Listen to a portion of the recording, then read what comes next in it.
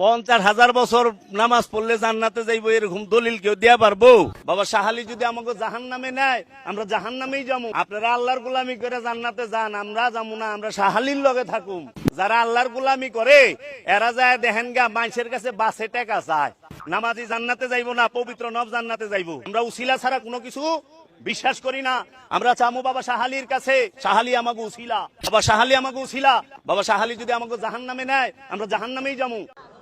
তুমি যেও না কোনো মাজারে, তুমি ঠেকিও না কোনো মাজারে মাথা, তুমি বাঁধিও না কোনো তাবিজ। কোরআনের নামে ওযু ছাড়া কোরআনকে তুমি এখানে ঝুলাইও না। তুমি মহিলাদের মাসিক অবস্থায় কোরআনকে ঝুলাইও না। কোরআনুল কারীম এই তুচ্ছ কাজের জন্য আসেনি। শিফাউল লিল মুমিন। তুমি একটু বুদ্ধিমান হও, নাপা তুমি খাও, গলায় নাও না। কোরআন তুমি পড়ো না, গলায় নাও। তুমি একটু বুদ্ধিমান হও, তুমি একটু বুদ্ধিমান হও মুমিন।